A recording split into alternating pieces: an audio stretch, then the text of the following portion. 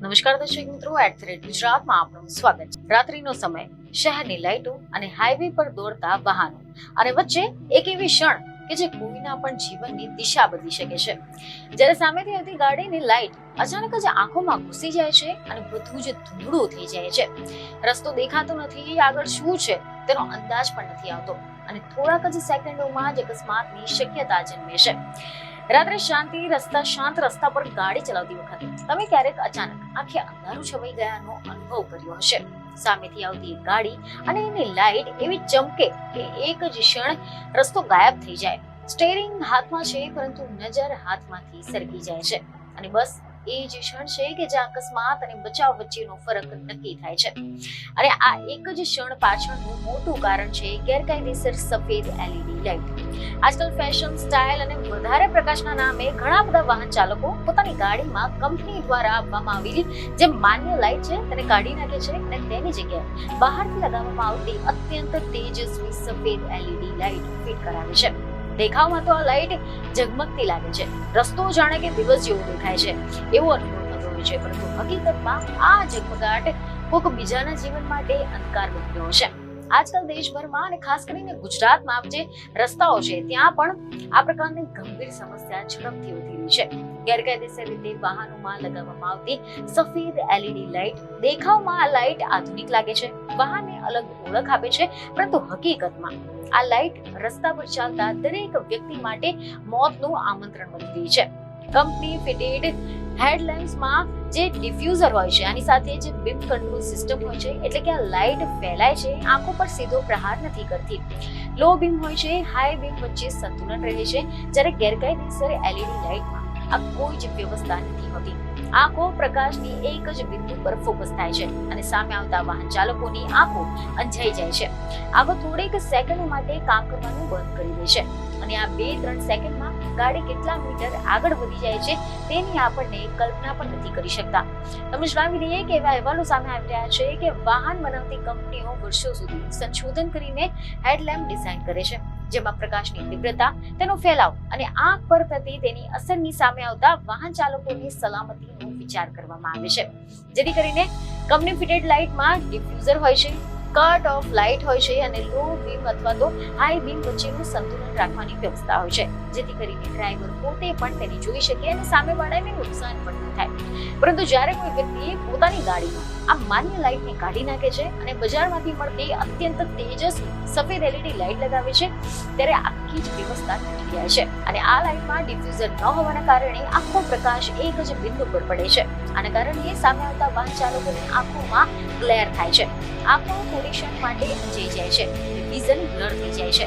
Road સેફટીના નિષ્ણાતો કહે છે કે 2 થી 3 સેકન્ડ માટે જો ડ્રાઈવરનું ધ્યાન અને દ્રષ્ટિ ખોરવાઈ જાય તો પછી એ ગાડી 100 મીટરથી પણ વધારે અંતર કાપી શકે છે અને આ અંતરમાં કોઈ પણ અકસ્માત બની શકે છે।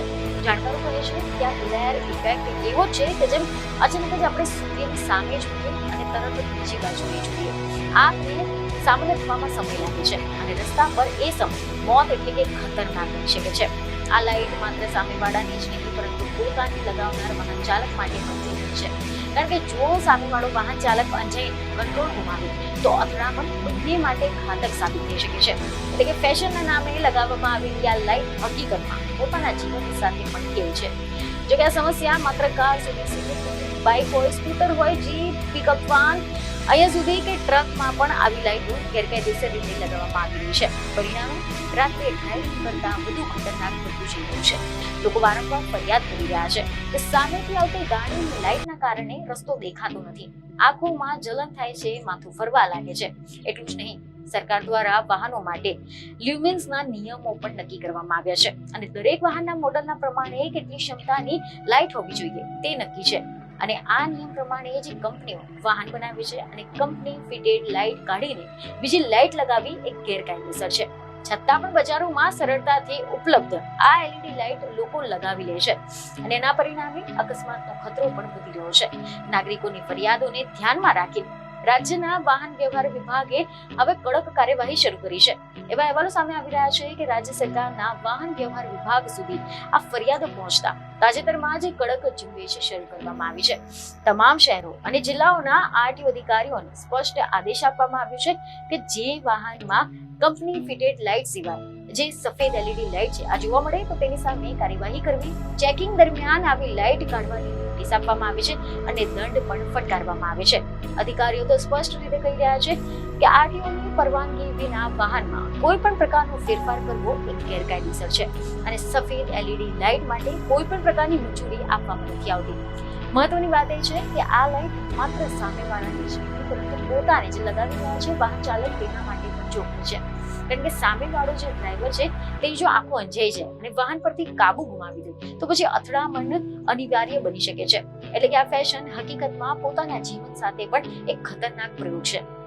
અધિકારીઓ સ્પષ્ટ કહે છે કે આરટીઓની પરવાનગી વિનાના વાહનમાં કોઈ પણ ફેરફાર કરવો એ કાયદાનો ભંગ છે અને સફેદ એલઈડી લાઇટ માટે કોઈ પણ મંજૂરી નથી આપવામાં આવતી. રોડ સેફટીના નિષ્ણાતો, ઇજનેરો અને આંખના નિષ્ણાતો પણ ચેતવણી આપે છે કે સતત તેજસ્વી સફેદ એલઈડી લાઇટનો સામે આવવાથી આંખોની ક્ષમતા પર લાંબા ગાળાની અસર થઈ શકે છે. રેટિના પર દબાણ વધે છે અને નાઇટ વિઝન ખરાબ થાય છે. રોડ સેફટી એક સામૂહિક જવાબદારી છે. માત્ર કાયદો કે દંડથી જ નહીં આ સમસ્યાનો હલ નથી આવતો. જ્યાં સુધી લોકોમાં જાગૃતિ ન આવે ત્યાં સુધી આ ઝગમગાટ રસ્તા પર અંધકાર ફેલાતો રહેશે.